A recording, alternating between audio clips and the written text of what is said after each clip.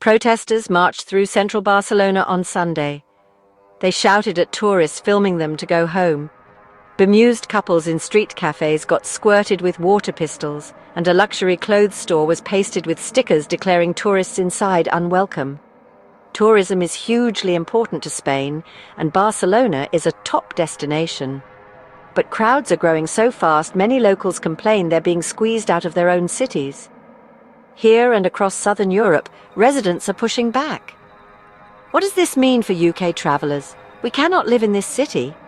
Rents are super high because of B&Bs and expats who come here for the weather, Marina explained, holding her banner as crowds gathered.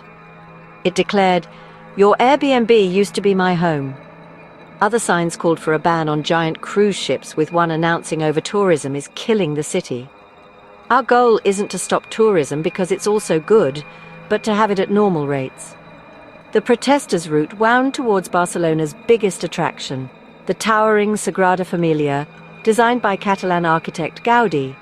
Stunning architecture, sea and sun, drew 15 million visitors last year, almost 10 times the local population. No wonder it's feeling the strain. We're not against individual tourists. It's about how we're managing this, Elena, a marine biologist, said. Young people can't afford living here or normal things like coffee that are expensive for our salaries. It's not only young people struggling. At 80 years old, Pepi View was just evicted from her home of almost a decade. She thinks the owner wanted more rent than the pensioner could pay. Pepi is now in a hostel, searching for somewhere suitable, but prices soared 70% since she last rented. I can't find anything and there's no support. I feel like I have no protection, she says, frail and leaning on a stick. There's only tourist flats now, but residents need somewhere to live. In some areas of town, locals like Pepi have been pushed out.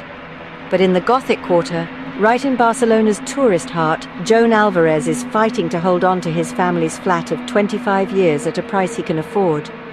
His landlord terminated the contract, but Joan refuses to leave. Most apartments in his building were divided into single rooms to bring in more rent. Joan's little oasis with tiled floors and terrace towards the cathedral is one of few still intact. It's not just about money, it's the principle, he explains, cats winding through potted plants. This is central Barcelona, hardly any residents left. It shouldn't be like that. Housing shouldn't be big business. Yes, this is his property, but it's my house. The protest culminated in chants, "You're all guiris," local slang for foreigners, and a burst of firecrackers. Red smoke billowed up before rows of police officers blocking routes to Sagrada Familia. Earlier, crowds targeted a busy hotel, kicking a flare into the lobby. Tourists inside, including children, were clearly shaken. Similar protests elsewhere in Spain and crowds in Portugal and Italy, not huge but loud and insistent. The concerns are the same, no consensus on how to tackle it. But Spain expects more tourists this summer than ever.